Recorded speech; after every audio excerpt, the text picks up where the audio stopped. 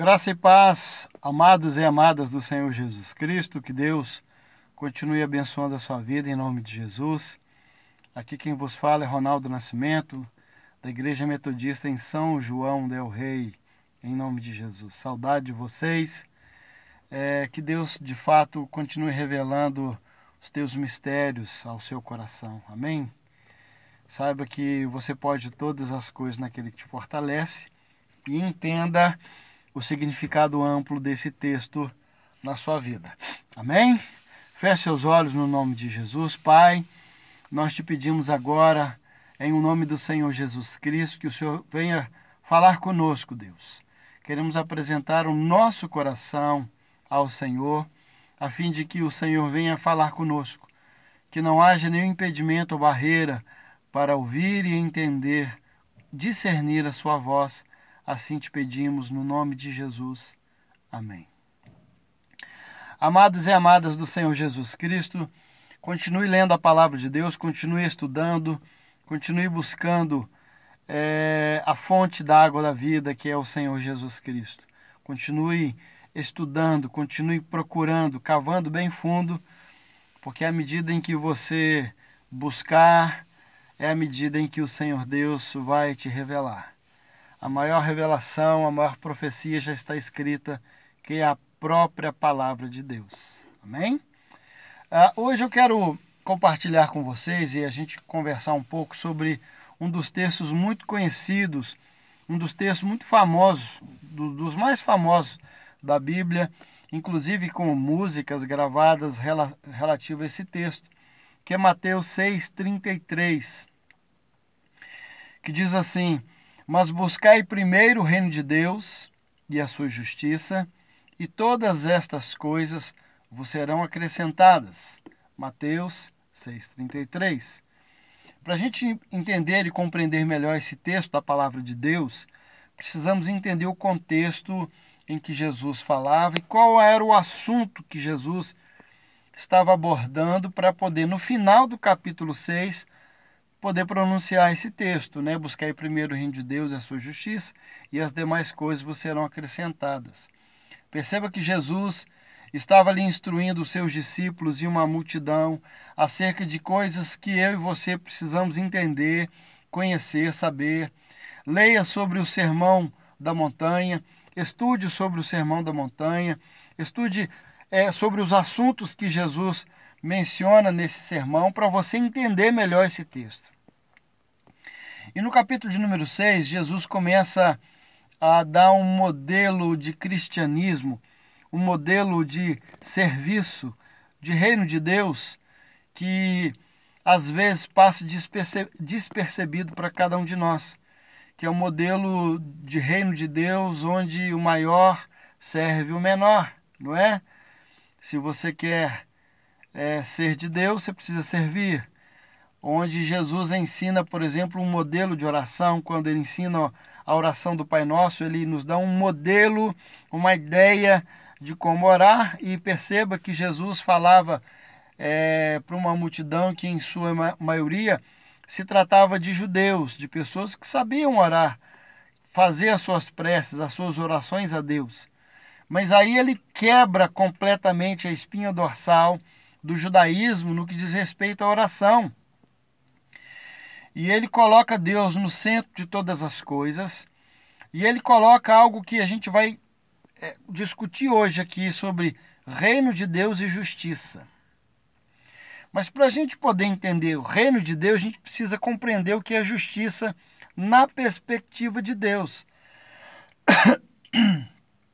Porque, no geral, nós temos um entendimento do que é justiça, do que seja justiça.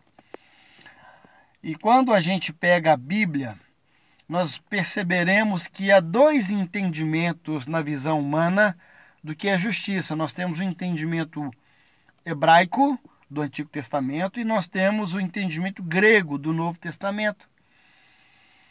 No entendimento hebraico sobre justiça, nós veremos 100% todas as coisas relacionadas com Deus, com as ações de Deus, com a proposta de Deus.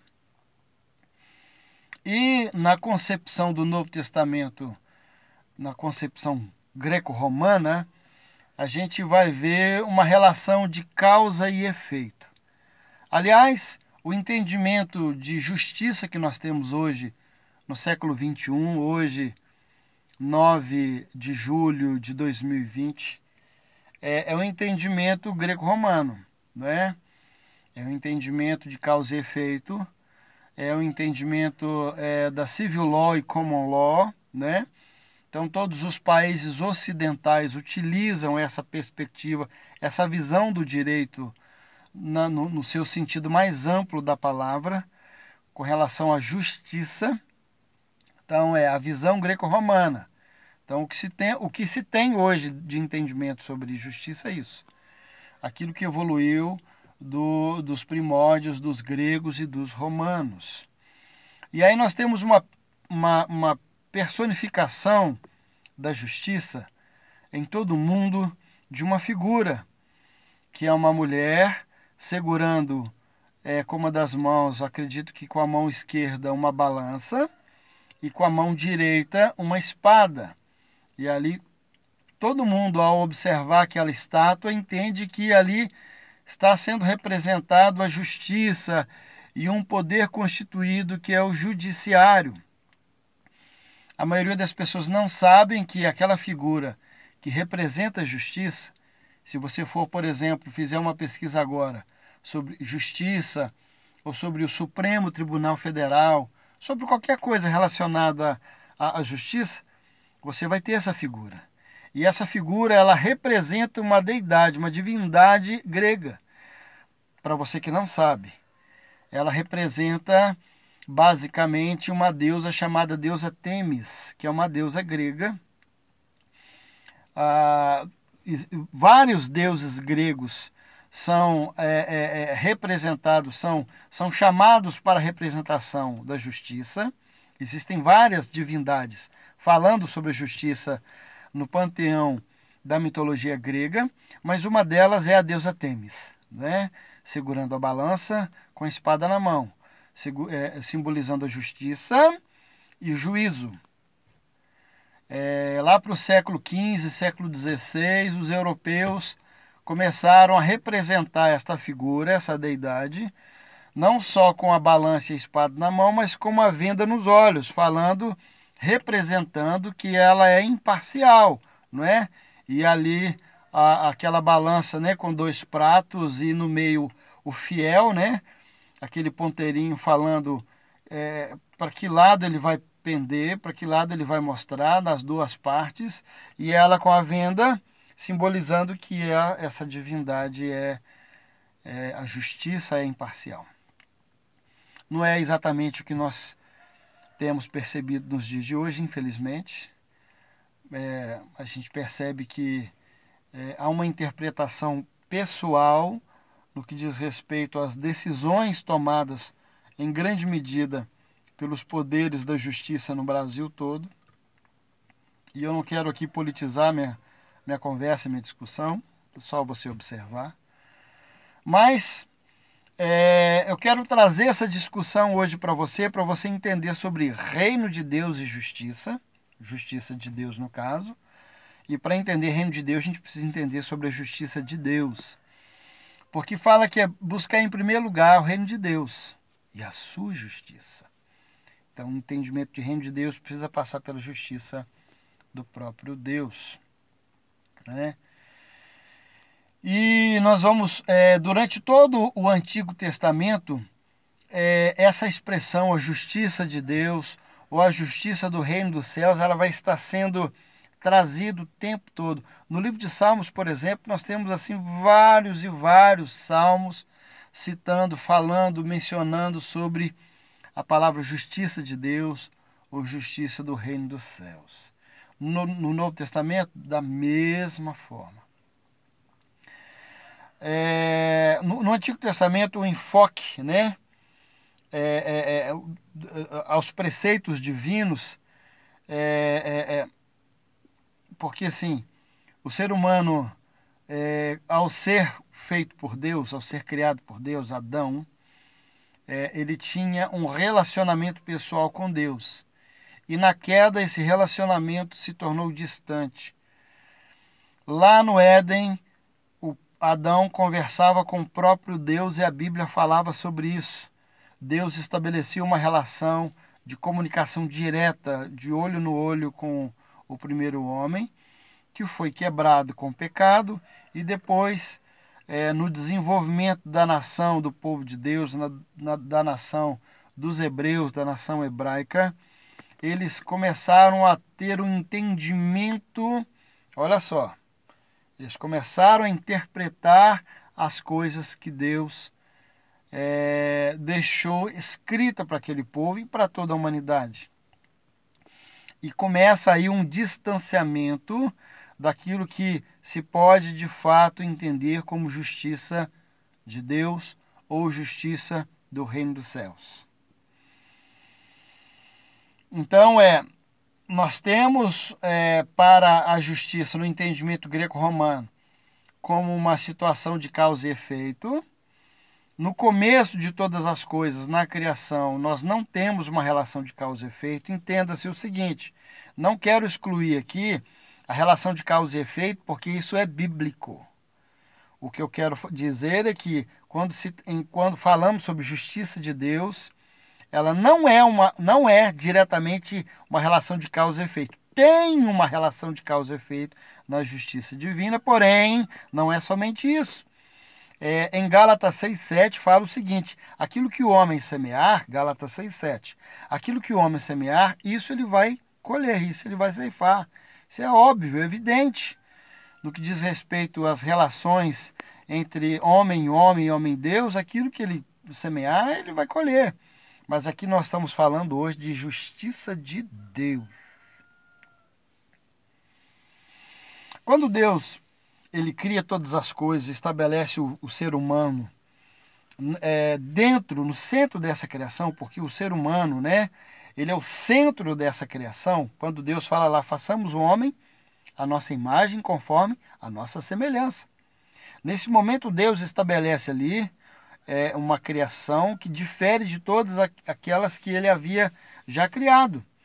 Porque o homem e a mulher é a primazia da criação de Deus. Deus criou todas as coisas e, por último, Deus criou o homem e a mulher. Mas para que Deus faz isso? Por que Deus tem que colocar no contexto dessa criação perfeita, dessa harmonia que era toda a natureza, ele tem que colocar ali o indivíduo? Porque quando ele fala, façamos o homem a nossa imagem, conforme a nossa semelhança, ele, Deus, naquele momento, estabelecia ali, dentro da sua criação, alguém para gerenciar, alguém para governar aquilo que ele fez. As coisas poderiam ficar sem esse governo? Poderiam, mas aprove a Deus, Deus quis estabelecer dentro dessa criação um governo, um reino.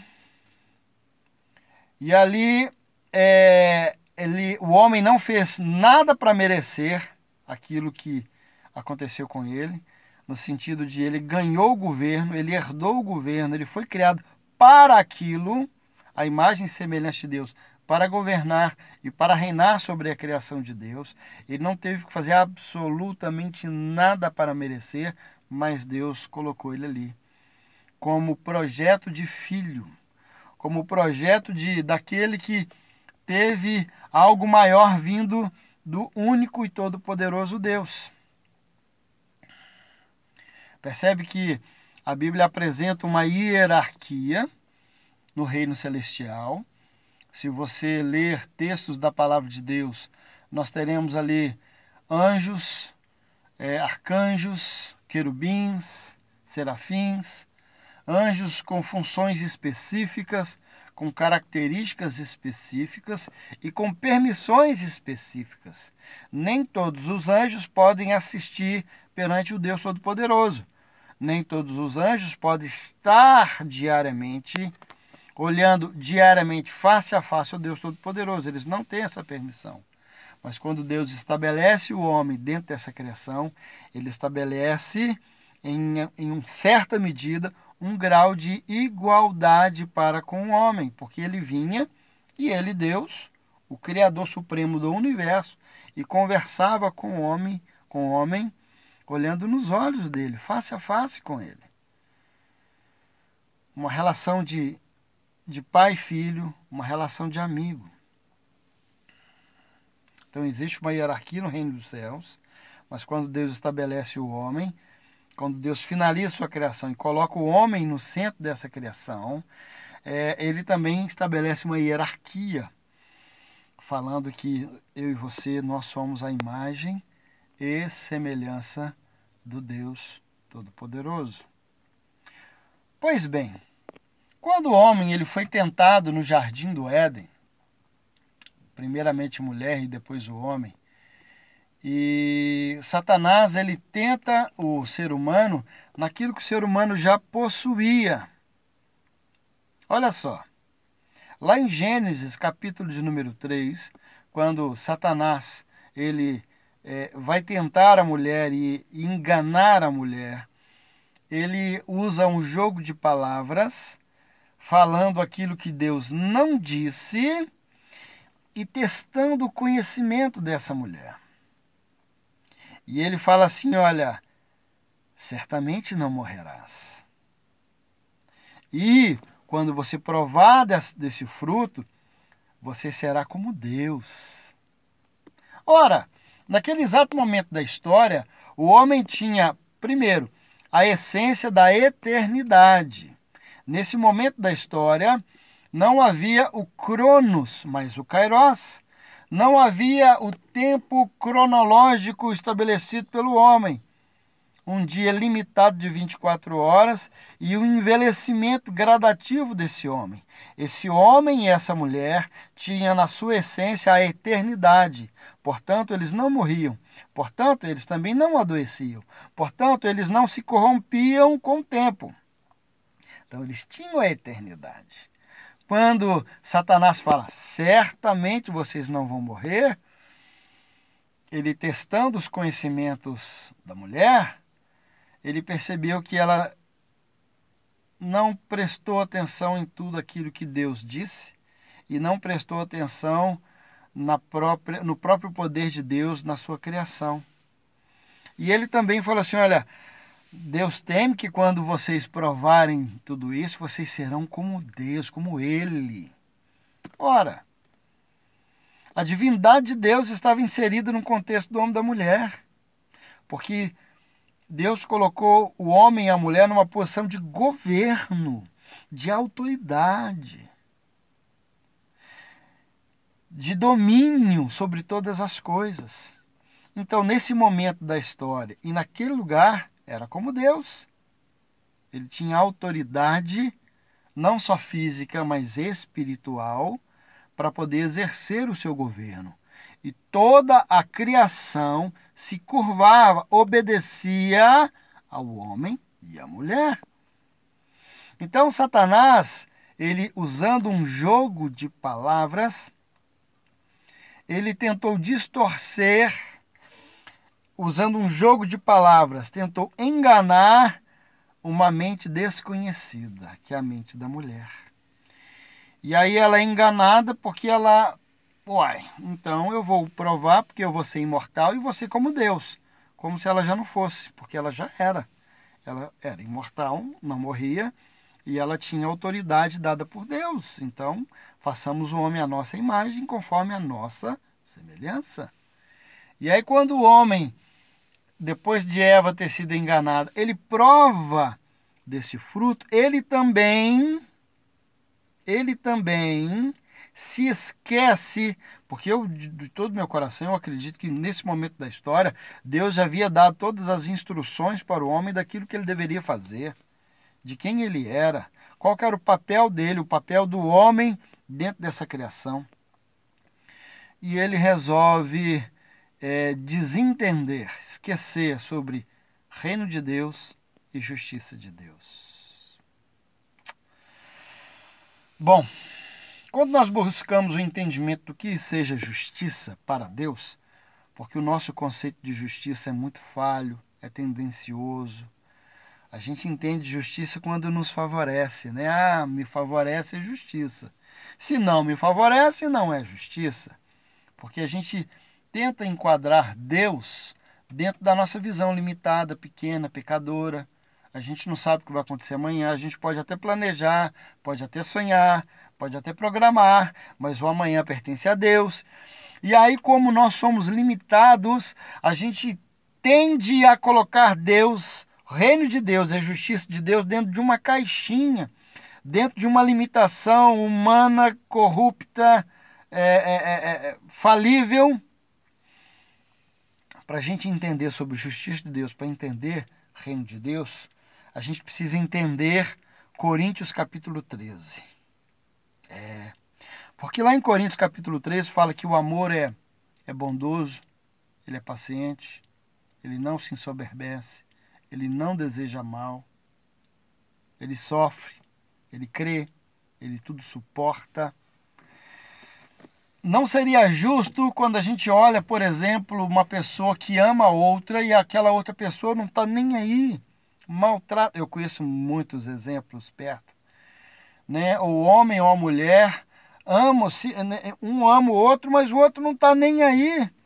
E a gente olha e fala assim, puxa vida, isso não é justiça. Isso é injusto. Aquela pessoa sofre por outra pessoa e aquela outra pessoa não está nem aí, maltrata, trai, faz tudo errado. Bom, para aquele que está cometendo o erro, é claro sim a injustiça. Não só da parte dos homens, como também da parte de Deus. E a gente olha para aquele que está sofrendo dano, a gente fala, coitado, ele está sofrendo a injustiça. Eu quero dizer para você que esse está exercendo a justiça que vem de Deus. Porque quando diz lá que no amor, que o amor, ele tudo sofre, tudo crê, tudo suporta, não deseja mal. Sabe? Olha a lógica de Deus, gente. Olha o que é a justiça de Deus. Aliás, um dos atributos de Deus é a justiça. Você sabia disso? A gente sabe que Deus é onisciente, onipotente, onipresente e Deus é justiça. Assim como Deus é amor. Então a justiça é um atributo do próprio Deus. E quando a gente lê e entende o que está escrito em Coríntios 13, a gente começa a entender um pouco melhor do que é a justiça do Deus Todo-Poderoso. E que o Deus Todo-Poderoso é a justiça. Porque no amor, o amor crê, sofre, suporta. E se você está enquadrado nessa visão de Deus, entenda, hoje eu quero que você enxergue as coisas, o próximo, o mundo, pela ótica de Deus e não pela sua, pela perspectiva divina e não pela sua perspectiva limitada, corrupta, humana. Então, para você entender o que é justiça, para entender o que é reino de Deus, entenda Coríntios 13. Coríntios capítulo 13 fala, ainda que eu falasse a língua dos homens, a língua dos anjos, se eu não tiver amor, eu não sou absolutamente nada.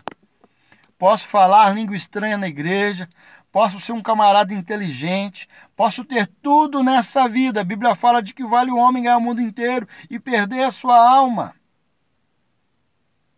Porque quando o homem ele tem tudo, ele faz tudo, e ele se ensoberbece com isso, ele sai da visão de Deus com relação ao que é justiça de Deus, e automaticamente ele se exclui do reino de Deus. Porque quando estamos falando de reino, estamos falando de governo. Se estamos falando de governo, entendemos que existe um governante sobre tudo isso. E se tem um governante, existem súditos, servos. Então, para você entender o que é justiça, nesse texto de Mateus 6,36, mas buscar em primeiro lugar o reino de Deus e sua justiça, entenda Coríntios capítulo de número 13. Entenda também Romanos 5,8. Lá em Romanos 5,8 fala assim, que é meio difícil a gente morrer por um justo, mas talvez até apareça alguém para morrer, né? Afinal de contas ele é justo, mas será que alguém está disposto a fazer isso por um injusto, por alguém que não merece, por alguém que numa vida inteira fez tudo errado, tudo da pior espécie, numa perspectiva da justiça humana, tem que ser condenado mesmo. É cadeia, é prisão perpétua, é morte, dependendo de onde ele for julgado. E aí, em Romanos 5,8 fala isso, não é? Que é difícil morrer por alguém. Talvez a gente possa até aceitar fazer isso por uma pessoa boa. Né? A gente pensa assim, puxa vida, minha mãe, né? Meu pai, nossa, meu avô, minha avó. Uma pessoa tão boa, uma pessoa, né, tão justa. Então, eu vou fazer isso por ele, eu faço esse sacrifício por ele. Mas e por um injusto? Porque é o que Deus fez. Amados, Deus tinha como senso de justiça humana todo o direito de nos aniquilar. Aliás, de aniquilar o homem lá em Adão e Eva, começar do zero. Aniquilar a serpente. Como ele criou tudo perfeito, absolutamente perfeito, ele poderia ter feito isso. Mas perceba que a Bíblia fala que façamos o homem à nossa imagem, conforme a nossa semelhança. Deus colocou dele sobre nós. Deus colocou uma porção do próprio Deus dentro de nós. Deus queria estabelecer uma relação de igualdade em alguns aspectos, de intimidade, relacionamento. E, portanto, a partir daquele momento da criação, Deus, ele, na sua justiça, ele redesenha o caminho do homem para que no final de todas as coisas a gente retorne ao ponto zero da visão de Deus sobre justiça e reino. Justiça e governo de Deus. Então é difícil a gente tomar a decisão por quem não merece. Bom, partindo desse princípio, nem eu nem você merecemos absolutamente nada. Você pode pensar, mas eu sou uma pessoa boa, eu sou trabalhador, sou um homem honesto, pago minhas contas, honro meus compromissos, sou um bom pai, bom marido, um bom funcionário, um bom patrão. Sim, amados, eu não falo nessa perspectiva, porque a Bíblia fala porque todos pecaram e destituídos estão da glória de Deus. Nós já nascemos com a marca do pecado em nós. E, portanto, merecemos estar longe de Deus e a condenação eterna. Porém, entretanto, contudo, todavia, o Senhor Deus, ele nos prova de novo, na sua justiça, que ele inverte a lógica humana e ele, Deus, se fez homem, se fez carne em Jesus Cristo, habitou numa mulher corruptível, pecadora como Maria. E ele fez isso para que através do seu sacrifício, através da sua morte na cruz, através do seu sangue derramado, ele pudesse redimir todos aqueles, mas a todos quanto receberam, diz a palavra, lá no Evangelho de João, capítulo de número 1. Mas a todos quanto receberam, deu-lhes o poder de serem feitos filhos de Deus, a saber, aos que creem no seu nome, na justiça de Deus, para você, de novo, ter a essência de Deus, a semelhança de Deus, retornar ao plano original de Deus. Você precisa se voltar para Jesus, você precisa aceitar Jesus como seu Senhor e Salvador. João 1,12, mas a todos quanto receberam, deu-lhes o poder de serem feitos filhos de Deus. Quando Deus cria lá no Éden o homem, ele não faz apenas uma criatura, assim como as plantas, os animais, a água, o firmamento, as estrelas. Deus, ele cria um filho, alguém com uma identidade própria, à sua imagem e semelhança, que é restabelecida de maneira justa, na justiça de Deus, em Jesus Cristo. Por isso que esse texto de Romanos 5,8 fala sobre isso. Se você entender o que significa isso e viver dessa forma, você vai entender a justiça de Deus. Para você também entender a justiça de Deus, o que é justiça em Deus, entender o que está escrito em Hebreus 11, que fala sobre fé. Fala assim, ora, a fé é o firme fundamento das coisas que se esperam e a convicção de fatos que não se veem. E aí fala, pela fé, olha, começa. Aí começa a ordenar todos os heróis da fé do Antigo Testamento, aqueles homens que não viram, aqueles homens que não tiveram, que não apalparam as coisas que esperavam, porém creram. E a Bíblia diz que foi imputado a esses homens a justiça de Deus. Então, para você entender sobre justiça de Deus, você também tem que crer. E fé. A fé é isso, a fé não pode explicar, a fé não é tangível, a fé não é mensurável. Aliás, a fé é sobrenatural, a fé vem de Deus. E para você ter fé, você precisa se alimentar dele. Porque é um dom de Deus. Você não abre a sua garrafa de café, enche uma xícara de fé e bebe. É diário, é todo dia. Por isso que eu quero te estimular, te incentivar todos os dias. Você ler a Bíblia, você orar, você clamar a Deus. Você está em contato como Deus fazia lá no Éden, com o homem, todos os dias. Quando você começa a entender o que é justiça de Deus pelo prisma de Coríntios 13, que fala sobre o amor, de Romanos 5,8, que fala sobre dar a vida por alguém, independentemente se a pessoa merece ou não, e eu não estou falando de merecimento.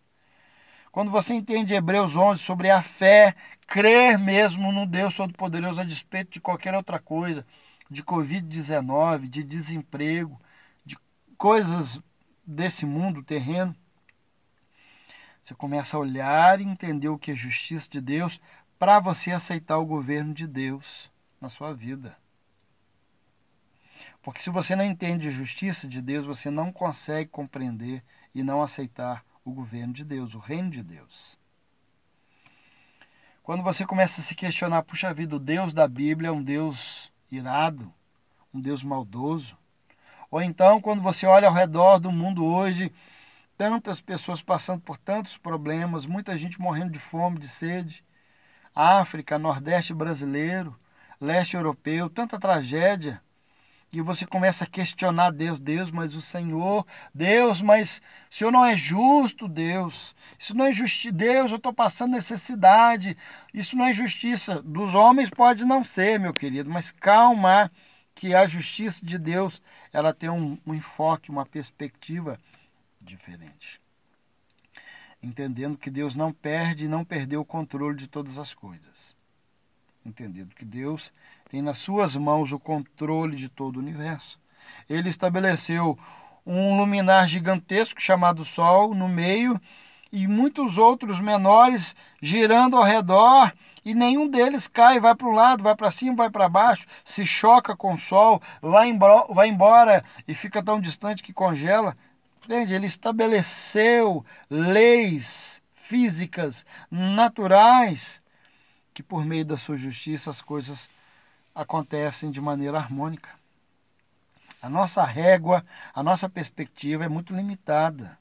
Limitada. Nós não vemos como Deus vê. Nós não vemos como Deus vê. A gente tenta entender Deus a partir das nossas experiências desde a nossa infância.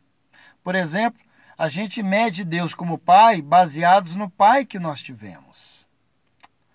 Muita gente tem dificuldade de se relacionar com Deus porque tiveram ou têm dificuldades em se relacionar com seu pai. Teve um mau pai, né? Um pai ausente, um pai espancador, um pai que fazia tudo de errado. E aí a figura paterna, na visão daquela pessoa, está absolutamente corrompida. E ele, ao olhar para Deus, ele associa Deus a essa figura enfraquecida, corrompida. Mas eu quero te alertar aí, te dar uma boa notícia, homem de Deus, mulher de Deus. Ainda que seu pai e sua mãe não tiveram um papel abençoador na sua vida, saiba que a sua primeira essência é a divina, é eterna, é a de Deus. Ele, Deus, é o seu pai. E você é a imagem e semelhança dele, em nome de Jesus. Então, querido, se você não entende justiça de Deus, você também não aceita e não entende o governo de Deus. Deus coloca o homem no Éden para exercer governo.